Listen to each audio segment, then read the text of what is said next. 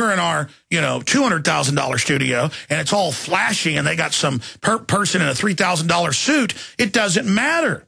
You could dress up a rotten,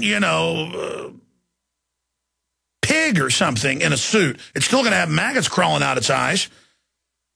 I'm going to your calls here. I just wanted to go over some of this. Neocon says Ron Paul would appease Hitler and the Nazis. That's an InfoWars article. I mean, they're saying he loves Nazis now.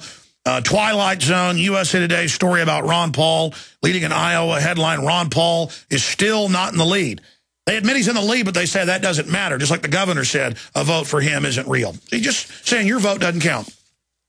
New rules make it possible for Republican establishment to steal nomination from a candidate they don't like. They've changed that now so they can come in and basically steal it. The following rule was adopted by the Republican Party. Any presidential primary caucus, convention, or other meeting held for the purpose of selecting delegates to the National Convention, which occurs prior to the first day of April in the year in which the National Convention is held, shall provide for the allocation of delegates on a proportional basis. And it goes into how they can then manipulate that. Here's another one. CNN lobs veiled charges of racism at Ron Paul. Got the video up at Infowars.com. It goes on and on and on. Let's go back quickly to Mike and then to Dale. Mike in Canada. Okay, your point's on Ron Paul. Go ahead. Yeah, even if the first time you ever heard of Ron Paul was looking at his newsletter things, after a couple of links, you'd get right to Prison Planet. You'd get to his answers in the debate, and you would realize if, especially if you're already skeptical of the mainstream news. And I got your shirt that says the answer to 1984 is 1776, and I think Ron Paul is 1776. You bet he is, and that's why they're pulling out all the stops. I mean, look at Rand. He wasn't connected to a few newsletters they dug out of tens of thousands, and they had people dressed up in hayseed outfits saying racist things and saying they supported him, and it turned out they were on the person he was running against campaign. I mean, they are going to do everything they can. Again, the whole liberal system is about divide and conquer. They're always claiming, oh, we're friends. What did Margaret Sanger say? She said, we got to pose as liberals. We got to hire black leaders so we can kill these weeds. We got to get them aborted. We're going to have to pose as liberals. And she was a confidant of Adolf Hitler. Again, I mean, of course Ron Paul's newsletters had disdain for the welfare class, both corporate and private, and talked about people on welfare and stuff. Again, there's a difference between Ron Paul. You watch him in those different talk show, TV shows he went on that are on YouTube, Morton Downey Jr. and all the rest of them. And people get up and say, how dare you not want to attack other countries and have a giant military and want to and legalize drugs? You're a traitor. We need to, and he would get up and say, well, you're fat. Maybe the government should come make you not be fat. Ron Paul used to be really aggressive. Let's go ahead and go to, I appreciate your call, Mike. Let's go to Dale in Kansas. Dale, you're on the air. Listing on XM channel 166. Welcome, sir. Well, good to be here. I have some information that was handed to me or told to me the other day that surprised me. I have some friends in Arkansas, and they told me that they were talking to somebody, the contractor that is building the Urban Assault Training Center at Fort Chaffee, Fort Smith, Arkansas, as we speak. Uh-huh. They're building this thing, and it's an assault center so that they're training people to go into your neighborhoods. Oh, yes, sir. We have that going back decades where it's American neighborhoods. The role players say, I'm an American, don't take my guns. That's in my police state films.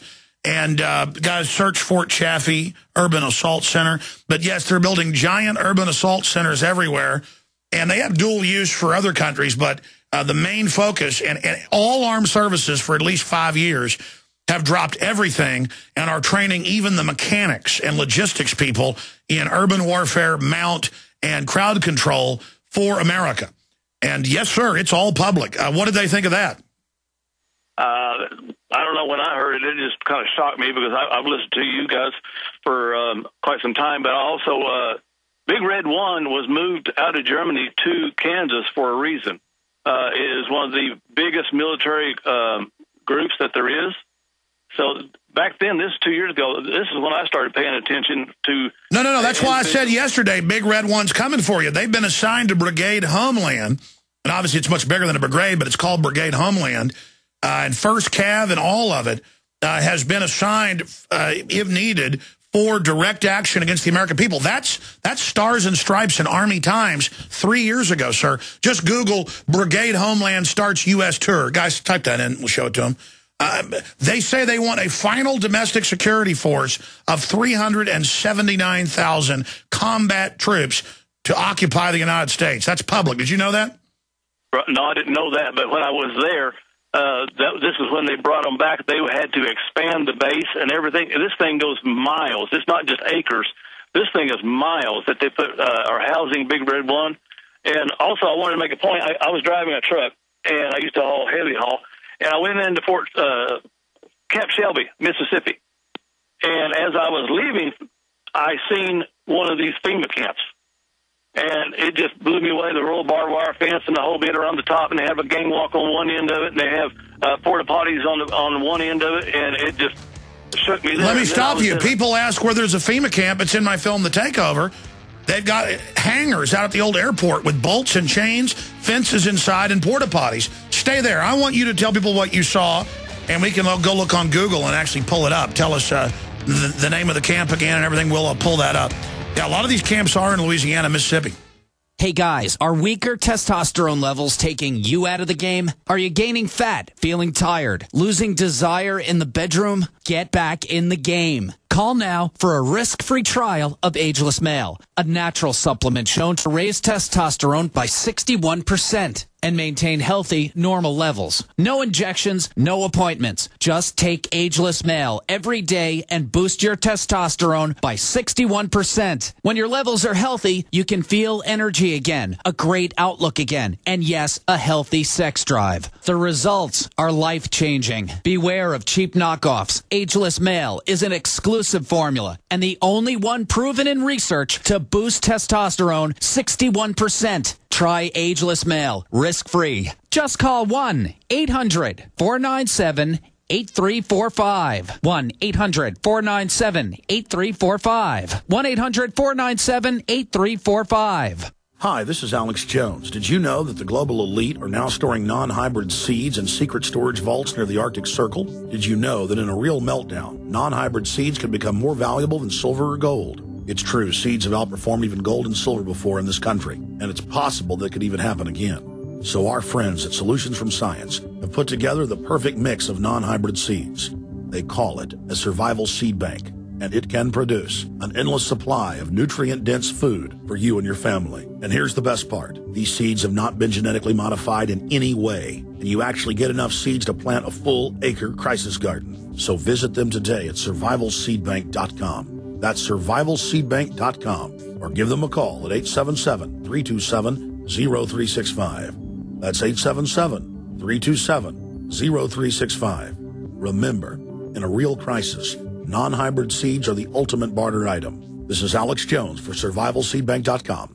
Big Berkey water filters are in high demand. Storable foods are also in high demand. BigBerkeyWaterFilters.com has always kept our focus on the Berkey water filter products. But increasingly, our customers have been asking for storable foods. After months of research, BigBerkeyWaterFilters.com now offers great tasting, long-lasting, storable foods. These ready-to-eat meals are packed in airtight nitrogen pouches. All you do is just add water. And because they're sealed so well, they come with a 25-year shelf life. Combine our Berkey water filters, which are powerful enough to purify treated, untreated, or even stagnant pond water with our storable foods, and you have a winning combination. Remember, we offer free shipping on every order over $50, and GCN listeners receive 5% off all ceramic filter systems. Visit BigBerkeyWaterFilters.com or call 877-99-BERKEY. That's BigBerkeyWaterFilters.com or call 877-99-BERKEY today.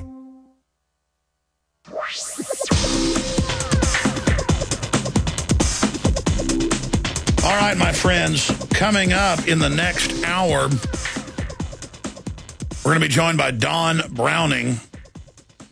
He is a retired Oklahoma City police officer, U.S. Marine, and Vietnam veteran. He worked the K-9 unit, was part of the search and rescue team at the Murrah building after the bombing. And this is going to be an amazing interview. Again, it keeps breaking down the information that's in the film, A Noble Lie. I want to go back to your calls, and I haven't even gotten to the news yet on the subject of North Korea, the economy, and the Stinger missiles. But I'll get to them one way or the other, and we'll cover it all in the nightly news tonight. That's one good thing about doing the nightly news. A lot of the most important stuff I never get to on the radio. But right now, let's go back to Dale in Kansas. So tell me the name of the base, where you were, what area of it was. We'll go look on Google Maps. But, yeah, that's what the Model Emergency Centers Establishment Act says, is that it's already there at bases, stockade facilities, and that it's set up and waiting for emergencies. And now we have the documents saying the military is going to man them. And we already knew that from some other documents, but this shows it's all been green-lighted right now. And it doesn't mean it has to go there, but it shows that criminals that have gotten control of our government think that they're going to be able to just totally steal everything and have us sign on to all their derivatives and launch all these new wars because they've got control of the government through continuity of government. But Dale, you say you were a long-haul truck driver. When did you see this? What did you see? I've seen this about a year and a half ago. Okay. About a year ago, and this is when I was on the base in Kansas delivering a truck. I moved a lot of these military trucks to the bases. Okay, so what base in Kansas is this again? Well, the base that I was pointing out is that has the FEMA camp is at Camp Shelby, Mississippi. Okay, Camp. Yep. Okay, Camp Shelby. I've seen that on some of the credible lists before. Camp Shelby. A lot of the stuff's there. Camp Shelby, Louisiana. Okay, please continue. Tell me what else you found. Well, as I was leaving, I've seen this camp. You could tell it was not normal. It's just like a Gestapo prison camp. I mean, had a rolled barbed wire fence and everything. And also, while I was up in South Dakota, I was delivering something up there. And I was out in the middle of nowhere, and I like helicopters and stuff like that. And I noticed this helicopter, and it was coming at me. And when as it got closer, I paid a little more attention to it. It had no markings on it. All it had was the trilateral symbol on the belly of it, and black as coal. And you tell people this stuff, and they don't believe you. I mean, they just don't believe you. And I put my eyes on this stuff, and every time I hear about it. What about Camp Shelby, Mississippi? From my memory, that's a pretty big base. What area is this in with the classic stockade and the barbed wire facing in? Okay, it's on the as I was leaving, I saw it. So it was on an exit route out of the base. So if you'll look it up, it's on the outside. It's not on the outside of the base, but it's as you're leaving the base of the exits. It's not on the entrance of the base. Describe it more. Describe why you knew it was a FEMA camp. Oh, you can tell. I mean, with the real barbed wire fence, and all it had was tents in there, little tents, and a whole bunch of porta potties on one end of it. And then it had what really shook me up was when I saw the gang walk up on top of up at the top of the fence. Sure, it's got an area for guards to walk around with shotguns. Right, just like you'd see in a prison camp. And that's what really shook me up, and that has always stuck in my head. And then, of course, I watch this stuff every day, and I listen to you and stuff, and I listen to other things. And there has been you all was talking about the buildup of police. Well, Interstate 70, I traveled it every day across Missouri, and there has been a buildup of police, state troopers, county sheriffs, everything. I would say it's probably tripled. In build-up. Oh, yeah, they're building up for the bankers to kill America, and the cops, a lot of them can't help it. They're simple-minded. They're like, well, I get the power because I'm a good guy, and things are collapsing, and we'll just have to take their guns then. God bless you, my friend. You are listening to GCN. Visit GCNlive.com today. A very wealthy U.S. citizen is predicting that in 2011, we will witness the most important day in America in more than 50 years. He says it will change everything about our lives. The way you shop, travel, invest, educate your children, and even how you take care of your health and your own family. Now, this man has made some outrageous predictions over the years. The crazy part is, he's usually right. You see, he predicted the collapse of GM.